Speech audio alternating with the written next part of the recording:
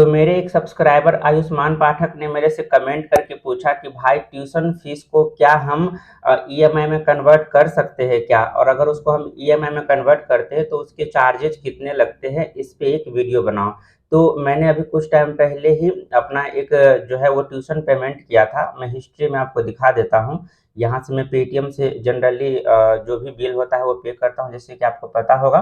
तो मैं यहाँ पे नीचे आ जाता हूँ और मैंने जो ट्यूशन फीस पेमेंट किया था उसका मैं आपको प्रूफ दिखा देता हूँ। तो यहाँ पर आप देख सकते हैं 21 अप्रैल को सुबह 10:06 पे मैंने 7500 रुपये जो है अपने रेंट यानी कि ट्यूशन फीस पे किया था, और उसके लिए मुझे चार्ज 138 रुपये समथिंग लगे थे। यहाँ पे आप देख सकते हैं जो मेरा है वो 7638 रुपये 75 पैसे मैंने जो है वो क्रेडिट कार्ड से मेरे कट हुए हैं 21 तारीख को, और यहाँ पे साफ साफ देख सकते हैं ट्यूशन फीस लिखा हुआ है और उसका आईडी भी दिया हुआ है। नीचे में अगर इसको स्क्रॉल करता हूँ तो यहाँ पे मेरे पेमेंट के काफ़ी सारे जो है वो डिटेल देखने को मिलेगा। और अगर मैं और डिटेल में आपको दिखाऊं तो यहाँ पे व्यू डिटेल का ऑप्शन है, मैं यहाँ पे क्लिक कर लेता हूँ। और जैसे मैं व्यू डिटेल पे क्लिक करूँगा तो इसके जितने भी डिटेल है वो सब आ जाएंगे। मैंने ट्यूशन फीस पे किया था इस नंबर पे, तो वो नंबर भी सामने में आ रहा है, आईडी भी आ रहा है।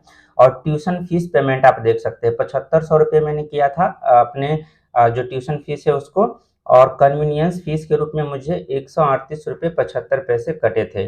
तो टोटल मेरे अकाउंट से जो यानी कि Flipkart axis bank credit card से जो बैलेंस कटे थे वो 7638 रुपये 75 पैसे कटे थे, यानी कि 7638 रुपीज 75 पैसे कटे थे। और यहाँ पे आप देख सकते हैं जो ट्रांजैक्शन हुआ था वो एक्सिस बैंक क्रेडिट कार्ड से हुआ था, यानी कि ट्रांजैक्शन जो है मैंने इस क्रेडिट कार्ड से किया था। तो इसी को मैं आज इस वीडियो में ईएमआई में कन्वर्ट करके दिखाऊंगा। तो यहाँ से मैं बैक आ जाता हूँ और सबसे पहले मैं चार्ज के बारे में बात कर लेता हूँ कि मुझे चार्ज कितने लगे थे। तो यहाँ से मैं कैलकुलेटर को ओपन कर लेता हूँ और चार्ज की बात कर ले तो यहाँ से फिर से मैं पेटीएम को ओपन करता हूँ। तो मुझे 138 रुपये 75 पैसे चार्ज लगे हैं कन्वीनियंस फीस के रूप में 7500 रुपये पे। तो मैं इसको फिर से कैलकुलेटर ओपन करता हूँ तो 138 रुपये 75 पैसे मुझे चार्ज किए गए हैं जब मैंने 7500 रुपये ट्रांसफ़र किए थे। तो इसको डिवाइड कर देना आप जितने अमाउंट आपने ट्रांसफ़र किया है और जितने कट हुआ है उससे, और इसको इक्वल करना और फिर 100 से मल्टीप्लाई करना। तो आप देख सकते हैं ये चार्ज आ जाते हैं, यानी कि पेटीएम ने जो मुझे चार्ज किया है क्रेडिट कार्ड का बैलेंस ट्यूशन फीस के रूप में पेमेंट करने के लिए। हालांकि वो मैंने अपने ही दोस्त के बैंक अकाउंट में किया है जो बाद में मैंने उससे ले लिया था, पर ये जो है ट्यूशन फीस के रूप में ही मैंने उसको पे किया था। तो मुझे 1.85% का जो है वो चार्ज किया गया है। हालांकि ये चार्ज जो है वो धीरे धीरे बढ़ रहे हैं। कुछ टाइम पहले पूरा ही फ्री था, आज से 6-8 महीने पहले। इसके बाद इसको 1.7% किया गया, आज से 1-2 महीने पहले जो है 1.8% था, और अभी जो है यानी कि अप्रैल के महीने में इसकी चार्ज जो है वो 1.85% हो गया है। तो ये धीरे ही धीरे बढ़ रहा है, लेकिन चार्ज बढ़ा रहा है काफ़ी ज़्यादा ये पेमेंट सेक्शन वाले। यहाँ पे मैं आपको डेट भी दिखा दूँ तो आज जो डेट हो रहा है वो 27 अप्रैल हो रहा है, और मैंने जो ट्रांजैक्शन किया था मैंने आपको यहाँ पे दिखा दिया है। मेरा जो ट्रांजैक्शन हुआ है वो हुआ था 21 अप्रैल को, यानी कि आज से 6 दिन पहले मैंने ट्रांजैक्शन किया था। तो इसको ईएमआई में कन्वर्ट करने के लिए मैं सिंपली यहाँ से एक्सिस बैंक एप्लीकेशन को ओपन कर लेता हूँ। यहाँ से मैं क्रेडिट कार्ड वाले ऑप्शन को सेलेक्ट कर लूँगा और अपना पिन डाल के लॉगिन हो जाऊँगा। तो यहाँ पे आप देख सकते हैं मेरा जो टोटल आउटस्टैंडिंग अमाउंट दिखा रहा है वो 7637 रुपीज़ दिखा रहा है, और मेरा अवेलेबल है वो 313 रुपये है। तो आप हमेशा ध्यान रखिए आप अवेलेबल कम से कम 300-500 रुपये तो रहने ही दे, क्योंकि चार्ज लगता है और उस टाइम अगर आपके पास अवेलेबल बैलेंस नहीं है तो वो ओवर लिमिट का 590 रुपये का फाइन लगा देता है। और ये मैंने 1 रुपये पेमेंट किया था, इससे पहले मैंने और भी पेमेंट किए हैं पर बाद में मेरे 1 रुपये कम पड़ रहे थे, यानी कि कुछ पॉइंट में कम पड़ रहे थे। तो मैंने 1 रुपये पेमेंट किया था 21 तारीख को ही, आप देख सकते हैं। तो वो वाला अमाउंट यहाँ पे दिखा रहा है। और यहाँ पे अगर मैं नीचे स्क्रॉल करूँ तो हाँ मैंने 10,000 रुपये पे किए थे और 10,864, और वहाँ पे 1 रुपये कम पड़ गए थे, तो फिर मैंने बाद में 1 रुपये पेमेंट किए थे। और अभी जो मैंने आपको दिखाया था 7638 रुपये 75 पैसे, यहाँ पे मैं फिर से पेटीएम को ओपन कर दूँ 7638 रुपये 75 पैसे, और ये जो पेमेंट है मैंने एज अ ट्यूशन फीस किया है, तो मैं यहाँ पे प्रूफ के लिए दिखा दिया और इसी को मैं ईएमआई में कन्वर्ट करना चाहता हूँ। और यहाँ पे आप डेट भी देख सकते हैं, 21 अप्रैल को ये जो है वो ट्रांजैक्शन हुआ था ट्यूशन फीस के रूप में, और एक दिन बाद ही ये ईएमआई में कन्वर्ट करने का ऑप्शन आपको एप्लीकेशन के ठीक नीचे, जैसे आप एप्लीकेशन ओपन करोगे तो इसके ठीक नीचे नीचे आपको यहाँ पे ईएमआई में कन्वर्ट करने का जो है ऑप्शन आ जाएगा। ध्यान रखिए कि ये ऑप्शन तभी आएगा जब आपने जो ट्रांजैक्शन है, चाहे वो रेंट पेमेंट किया हो, ट्यूशन फीस पेमेंट किया हो, वॉलेट में ऐड किया हो, कहीं पे आपने पेट्रोल भरवाते समय इस क्रेडिट कार्ड को यूज किया हो, चाहे आपने ऑनलाइन कोई शॉपिंग किया हो, तो हर जगह अगर आपने 2500 रुपये से ज़्यादा की शॉपिंग किया है, 2500 से कम की नहीं होने चाहिए, 2500 भी होना चाहिए, 2500 या फिर इससे ज़्यादा, तभी आपको रेंट पेमेंट या सॉरी यहाँ पे कन्वर्ट इनटू ईएमआई का ऑप्शन आएगा, अदरवाइज नहीं आएगा। और अगर आप फ्लिपकार्ट या कोई भी जो ई कॉमर्स वेबसाइट है वहाँ पे शॉपिंग करते हैं और वहाँ पे ईएमआई का ऑप्शन सेलेक्ट करते हैं, तो यहाँ पे आपको ये सब करने की ज़रूरत नहीं पड़ती है। वो जो ई कॉमर्स वाले होते हैं वो आपका ईएमआई ऑटोमेटिक ही कन्वर्ट कर देते हैं अगर आप ईएमआई के थ्रू कोई परचेज करते हैं प्रोडक्ट तो यहाँ पे इसको ईएमआई में कन्वर्ट करने के लिए सिंपली मैं इस पर क्लिक कर लेता हूँ। तो जैसे आप इस पर क्लिक करेंगे तो ये आपको नेक्स्ट पेज पे ले जाएगा और यहाँ पे आप देख सकते हैं, यहाँ से मेरे से ऑप्शन पूछा जा रहा है कि मैं कितने महीने के लिए जो ईएमआई है वो लेना चाहता हूँ। 12 महीने के लिए ऑटोमेटिक आ गया है, मैं चाहूँ तो इसको कम कर सकता हूँ। 9 महीने के लिए करूँगा तो मुझे 900 रुपये हर महीने पेमेंट करने पड़ेंगे, 913 रुपये। और अगर मैं 6 महीने के लिए करता हूँ तो हर महीने मुझे जो पेमेंट करने पड़ेंगे वो 1340 रुपये 79 पैसे करने पड़ेंगे। और यहाँ पे आपको टोटल अमाउंट भी दिखा रहा है, तो आप अपने अकॉर्डिंग 6 महीने, 9 महीने या 12 महीने जितने महीने के लिए लेना चाहते हैं उतने महीने के आप ले सकते हैं ईएमआई। मैं तो जब भी कहूँगा कि अब जब भी कभी ईएमआई लेते हैं तो हमेशा मैक्सिमम मंथ के लिए ले, मैक्सिमम मंथ यहाँ पे 12 महीने के लिए ही अवेलेबल होता है।